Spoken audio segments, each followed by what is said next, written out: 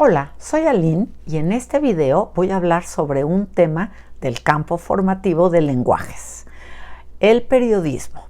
¿Sabes cuáles son las bases para ser un buen periodista? Bueno, pues tiene que ver con que la información que se publique sea veraz y oportuna. Decir algo con medias verdades no es muy veraz. Un periodista debe de investigar a fondo lo que publicará, pero la información también se debe dar en tiempo y forma.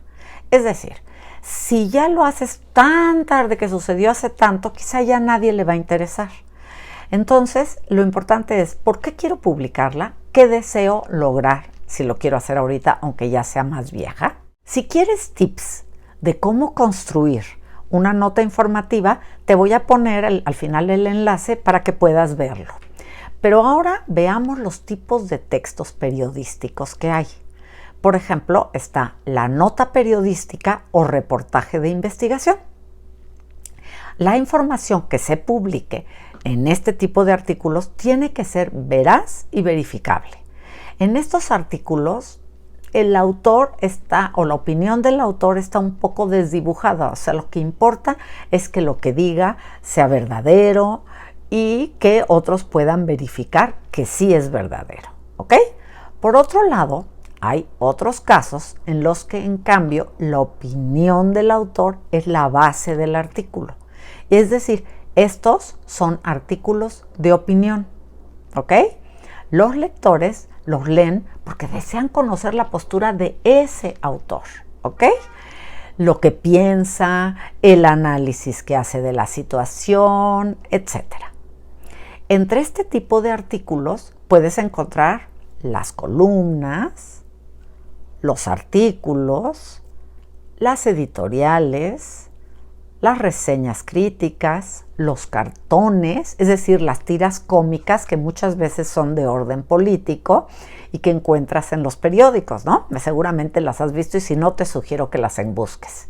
Hay un tercer caso que son los artículos interpretativos. En ese caso se encuentran las entrevistas, la crónica y los reportajes interpretativos. Aquí se incluye desde hechos, pero desde un punto de vista particular y que puede estar escrito, por ejemplo, en narrativa, en paráfrasis, en descripción, y lo que hacen es como invitar al lector a hacer sus propias interpretaciones. Pongamos un ejemplo. Después de unas lluvias torrenciales, revisando los periódicos, encuentro un ejemplo del primer caso. Esto no es que sea así, yo se los estoy jugando con ustedes. El reportero cuenta cuándo fue, a qué hora sucedió, cuántas horas duró la lluvia, qué daños causó y puede incluir fotos, etc.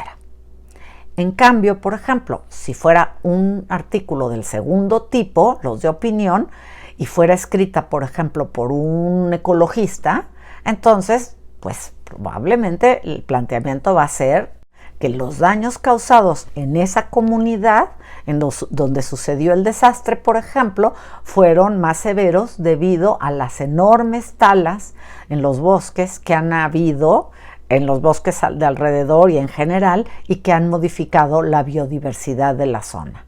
En otro artículo podría defender, por ejemplo, a alguien la postura opuesta.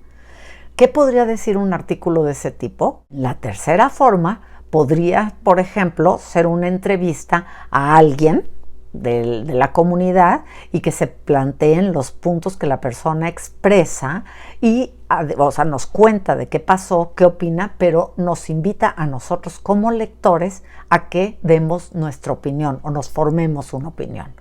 Ahora les propongo hacer dos actividades. Uno, por ejemplo, seleccionen una noticia, revisen 3 artículos de los 3 tipos, analicen qué hace un artículo de X o Y forma, qué lo hace ser un artículo así. Organicen un diálogo grupal en el que ustedes vayan argumentando por qué es uno o por qué es otro.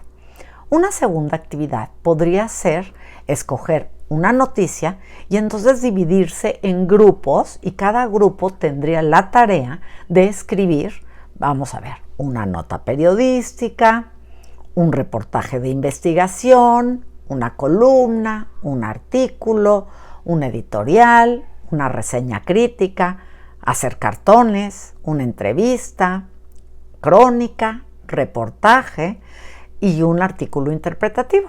Esto haces 10 grupos. Después se dividen en 10 grupos y se reparten.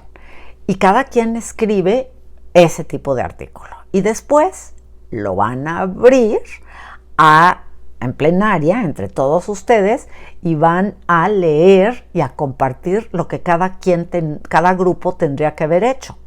Y entonces pueden argumentar si es así, no, qué les costó trabajo, cómo pudieron, y juntos descubrir si lo lograron, si no lo lograron, en dónde les falló, en dónde pudieron hacerlo. ¿Qué les parece esta idea?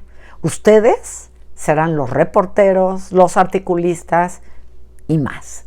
La idea es que disfruten haciendo esta actividad, ¿no? Y que vivan en carne propia los roles que esta profesión y que lo vivan, y entonces pueden reflexionar más si les llama la atención, qué pasó, ¿me explico? O sea, no es nada más leerlo de fuera, sino hacerlo.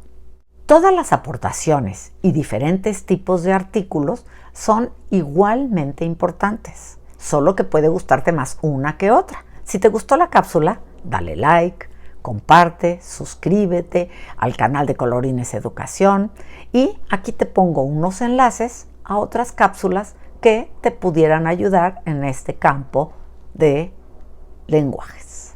Hasta la próxima.